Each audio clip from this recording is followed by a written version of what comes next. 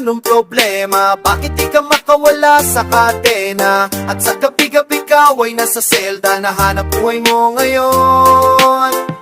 Magdali na anong problema? Alam naman natin na dati kang nena. At sa iyong ama ikaw ay prinsesa. Anong nangyari sa'yo? Ito'y kwento isang babaeng tulog sa umaga, gising sa gabi. Ang kanyang mukha'y puno ng kolorete.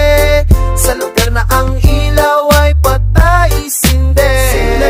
Ng istorya, ako'y kanyang matalik na kaibigan. Esto ang aking pangalan, kwentong dapat niyong malaman. Huwag nang magbulag-bulagan. Bakit? Ang nais natin ay malaman ng baho ng iba. Pagbibigyan kita, kilala mo ba si Magda na aking kababata? Mula pa ng pagkabata kami lagi magkasama, mga bangkang papel sa sapa. Kanyang ngiti lumiliwanag ang paligid, at pag siya'y dumadaan mga leeg ay bumibilipit. Uhod ng ganda kung siya ay nagdalaga. Tuwing kapusak ko naman, limit akong tulala. Kahit may nararamdaman, pinilit kong isara ang bibig at pintig ng puso para sa kanya at sasayawan. Matapos kami makapagtapos, dahil pinawis ang muka, ako'y nagpunas ng pulbos. Kahit parang hindi pantay ay nagmamadaling hinila. Pinakilala niya lalaki na taga Maynila.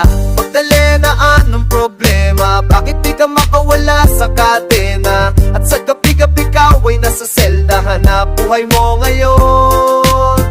Magdali na anong problema? Alam naman natin na dati kang nena. At sa iyong ama ikaw ay prinsesa. Anong nangyari sa'yo? Maraming taon ako'y nalitasan, pinilit ko mang takasan. Bagkus ay aking nalaman ng tunay kong kailangan. Di ko maibalik ang pagtingin ko sa iba.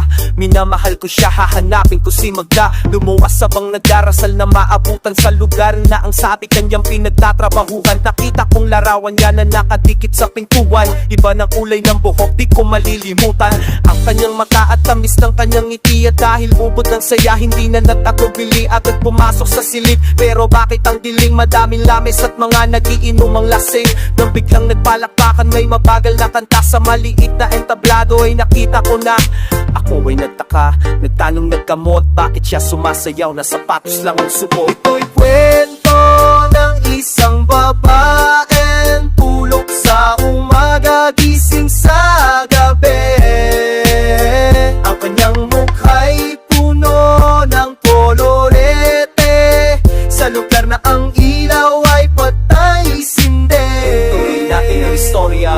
Hagkat siya sumama sa'kin, walang kakaba-kaba. Ang trato niya sa'kin ay no beauty, nakakataka ka. Bumaba sa tax ng pinara sa may Santa Mesa para ako'y bida sa mga sumunod na eksena. Kung ito ay panaginip, ayoko na magising, ngunit ako'y nanaginip. Umaga na magising, ang naabutan ko lamang ay may sobre sa lapag. Liham para sa'kin na isinulat niya magdamag. Kahit gulong-gulong ang isip, pinilit kong basahin. Di malilimutan ang mga sinabi niya sa akin. Mahal kong Ernesto, alam kong tulog mo'y malalim. Di na ako nagpaalam, di nakita, ginising. Salamat nga pala sa pasalubong mong kalamay at sa pinakamasayang gabi ng aking buhay. Nung iwan ko ang baryo natin, ang akala ko isang tunay na pag-ibig ang matatagpuan ko. Hinanap kung saan-saan at kung kani-kanino, di ko inakalang ito.